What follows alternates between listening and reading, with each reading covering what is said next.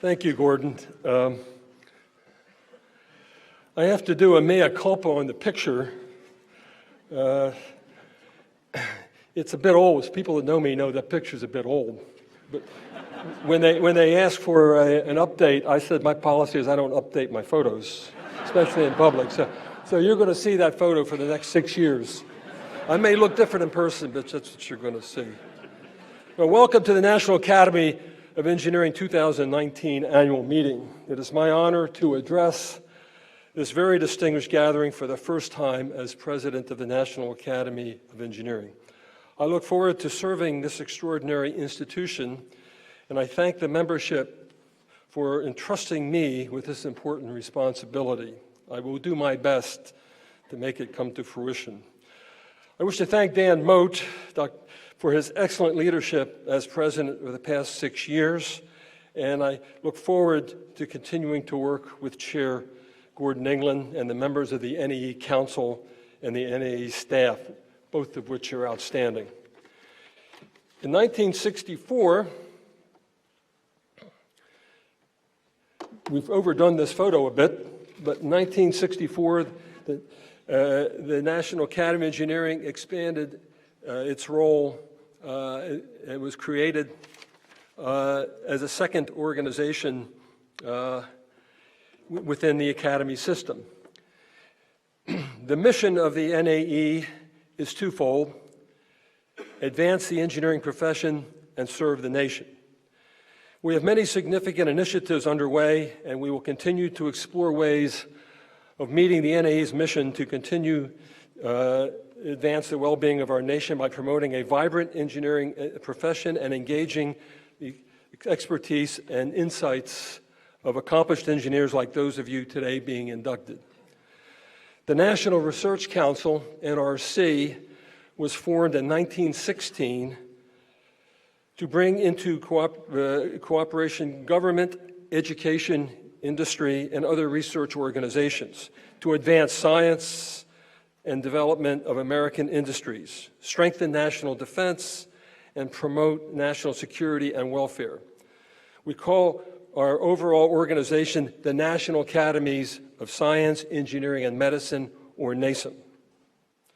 Along with that background, I should point out that we are not part of the government, as Gordon has emphasized, and this is by design. Our work is independent. There is no federal line item for NAE or any academies, and there's no congressional appropriation.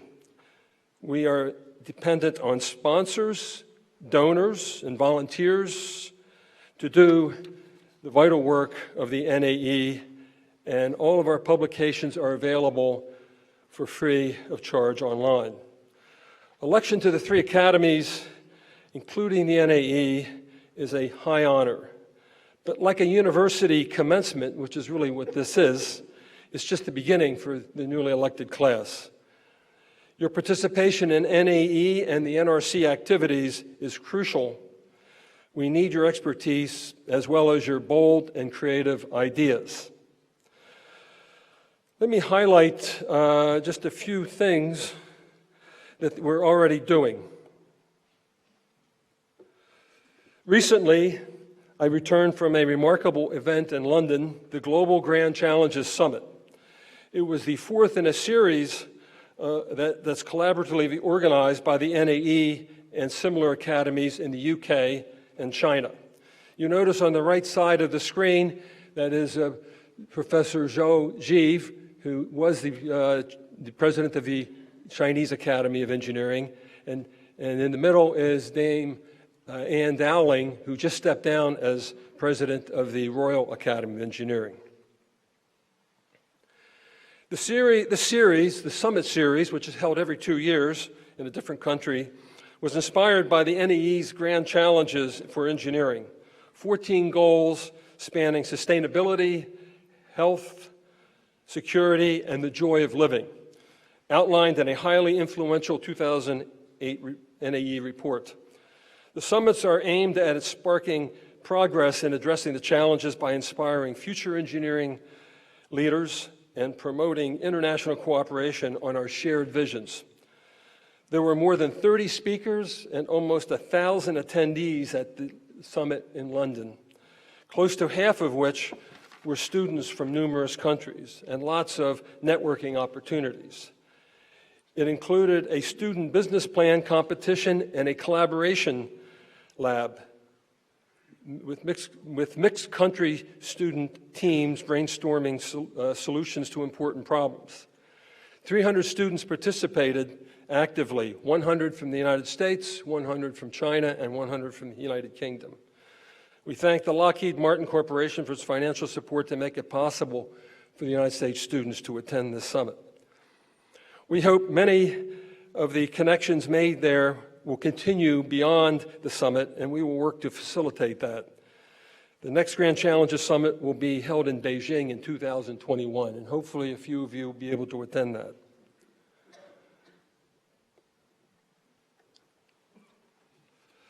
Another initiative by the NAE Grand Challenges is the NAE Grand Challenges Scholars Program, aimed at equipping future engineers to tackle the biggest issues of our time. It focuses on 5 competencies: talent through research, working across multiple disciplines, multicultural experiences, entrepreneurship, and social consciousness. Launched in 2010 in just 3 universities in this country, now there are almost 80 active college programs and a similar number in development. A number of these programs are outside the U.S., with more on the way. It's worth noting that more than half the students in the Grand Challenges Scholars Program are women, and many more come from underrepresented groups. In addition to building change makers, the program is also helping to meet the important goal of making our profession more diverse and inclusive.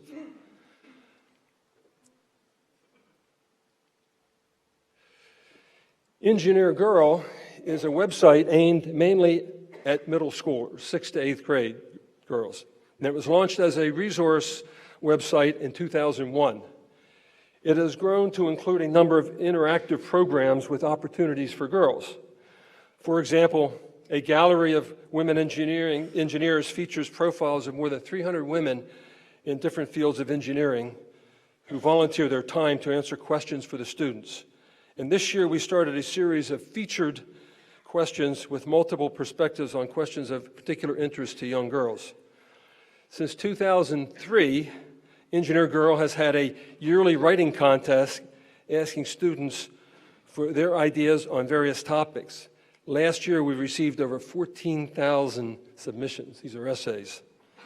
Engineer Girl now has an ambassador program that encourages high school girls to reach back and introduce younger girls to engineering through ambitious projects, including after-school tutoring, summer camps, and workshops. And a Girl Scouts Expo has resulted in 16 new girls' robotics clubs. I wish to highlight one impressive and a very impressive student from this group, Jintali Rao. I had a chance to meet Jintali. She's a 2-time essay contest prize winner from Engineer Girl and was a keynote speaker at the Grand Challenges Summit in London.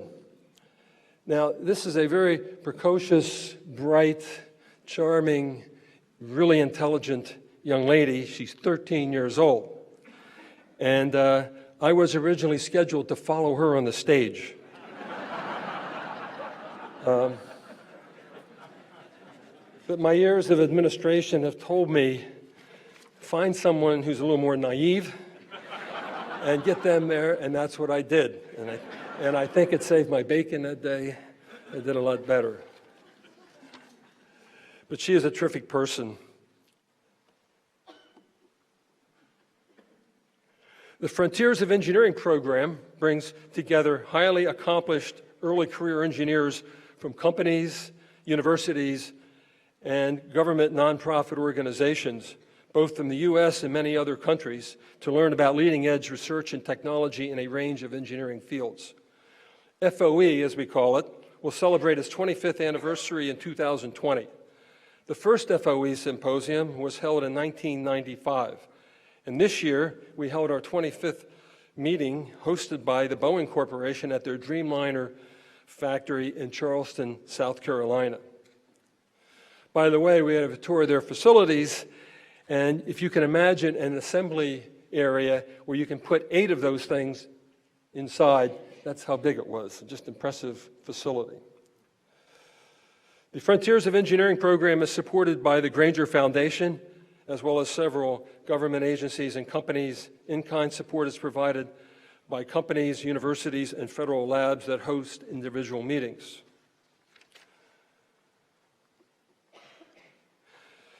The FOE program strongly supports inclusion and diversity of people and ideas. These pie charts show the percentage of male-female attendees and the breakdown of attendees by employment sector at this year's Frontiers of Engineering meeting in Charleston. And you can see this is what we strive for, and it get these people to meet, and they develop, in many cases, long-time relationships, professional relationships. I have to say, I've been to a couple of these FOE meetings. I strongly encourage members, if you have a chance, to go and to see what's going on. It's really energizing to see these young career people talk about their work and engage in conversation. And in fact, the question times are about half the total presentation time. So it's really an interesting meeting. And we're always delighted when FOE alumni are elected to the NAE. Since the program started, 110 FOE alumni have been elected to the NAE, including, I believe, 15 members of this year's class. This year's class, those who participated in Frontier of Engineering, would you raise your hand? You see, we had good taste. NAE's quarterly publication, The Bridge Magazine, is about to celebrate its 50th anniversary. It's an outstanding publication, and it's among the most popular items on our website. Recent issues from this year focus on technology for the aging. I thought this subject would resonate a bit in the NAE, that facilitate both independence and quality of life. Engineering for disaster resilience is a wonderful issue. I read this issue, it's just spectacular, and it gives you a lot to think about in terms of infrastructure and how we go about building new infrastructure. And cybersecurity is shown here. Each issue also includes interviews with engineers who are doing interesting things, even outside the engineering profession. The most recent edition features an interview with Deanne Bell, who will moderate our forum tomorrow on human spaceflight. I am very much looking forward to this forum. I'm proud to report that NAE members are active across the National Academy's divisions that conduct studies and issue consensus reports. For example, this past year, we had significant NAE member involvement in 3 distinct and important studies. First was strategic long-term participation by DoD and its manufacturing U.S. institutions, which are considered crucial and game-changing catalysts that are bringing together innovative ecosystems in various technology and market sectors critical to DoD and the nation. This report on partnership with the Academy's Division on Engineering and Physical Sciences reviews the role of DoD's investment to date in establishing its 8 institutes as public-private partnerships. The Interstate Highway System, next on transportation. This congressionally requested report, chaired by Norm Augustine and issued by the Academy's Transportation Research Board, makes recommendations on the features, standards, capacity, needs, application of technologies, and intergovernmental rules to upgrade the interstate system. It also suggests a path forward to meet the growing and shifting demands of the 21st century. I have to put an ad lib in here. Pat and I just moved to Washington, and we noticed there's no 2 roads that are perpendicular to each other in the city. So I would ask them to expand their study to see if they can do something about that. And from the Academy's Health Let me get this here. Health and Medicine Division comes a very recent report on cancer control. As we know, cancer is a disease that is in effect a system of different diseases that afflict individuals in a myriad of ways. Its burdens are equally broad and diverse, from the physical, financial, and psychological tolls it imposes on individuals to the costs it inflicts on the nation's clinical care and public health systems. Using a complex systems engineering approach, this report breaks new ground in advancing our thinking about how to shape and significantly improve our approaches to advance cancer control. The NAE and the broader national academies, NASM, have tremendous convening power. We can bring together the very best minds in the country and even the world to advise policymakers and others about ways of addressing some of our greatest national and global problems related to science, engineering, and technology. In 2018, 361 NAE members participated in studies of the national academies, and I thank them for their service.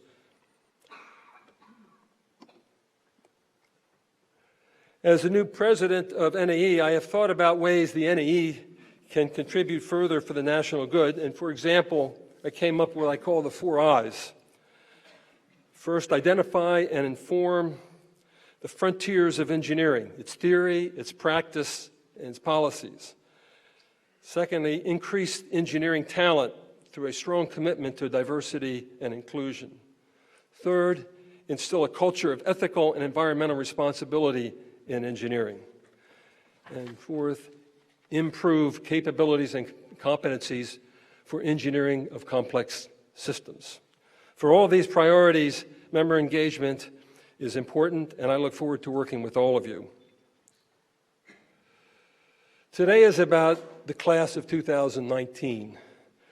And I have some statistics here to show you how selective this is.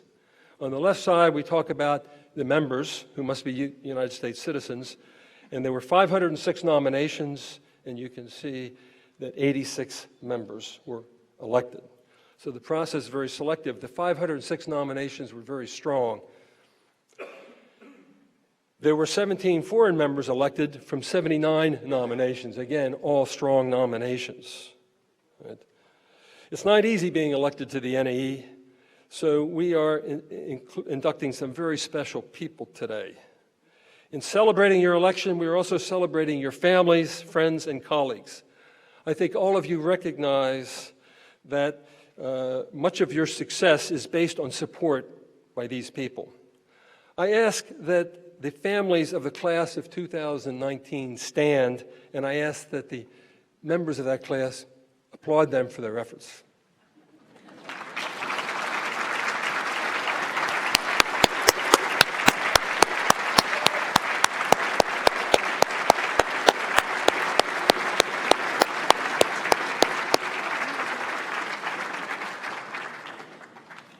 I also want to remind the people being inducted today that just because you're in the NAE doesn't mean you don't have to take out the trash, and you don't have to cook, and you don't have to clean the tables, and whatever.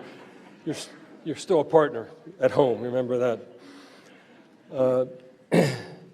Before we begin the induction ceremony, I would like to address a burning question on the minds of most of us, and that is, what is the difference between a scientist and an engineer? After doing some research on this, I settled on a story to illustrate the difference.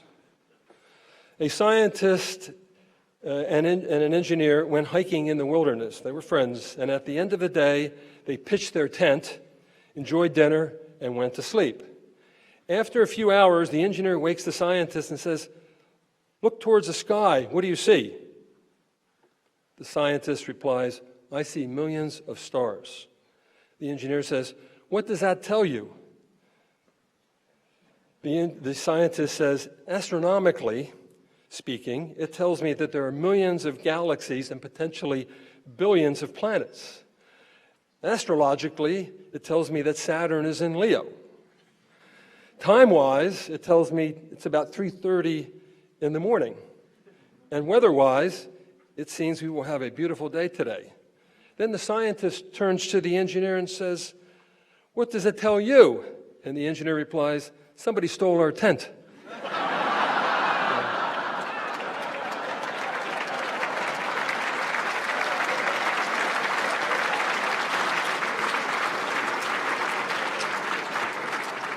So I rest my case.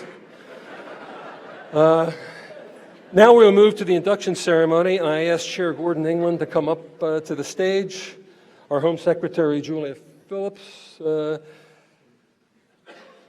be here, and our Executive Officer, and Jim Tien, our Foreign Secretary, and our Executive Officer, Al Romick. Before turning this over to Al Romick, I'd like to make a few remarks about him. And he was not privy to this before. He does an amazing job of keeping the NAE moving in a positive direction and at a good speed. He's a tremendous person to work with. He's a member of the NAE, he's been a member for quite a while. Before joining the NAE staff, he was Vice President and General Manager of the Lockheed Martin Skunk Works in California. Skunk Works designs new aircraft for the Defense Department. Al's title was Chief Skunk. Well, this title has great meaning to the people at Lockheed Martin. I think I would have selected a different one. What you might not know about Al is he's also known in our office as Chief of Little Known But Useless Facts. And if you want to test this, I'll give you some examples. Ask Al why ballpoint pens were invented. Or what's the difference between Anderson spelled with S-O-N and Anderson with S-E-N? Or what's the difference between a senior flu shot and a normal flu shot? Al is a master of the mysteries of life, and he can answer all your questions. And today, Al Romick has a birthday. So please.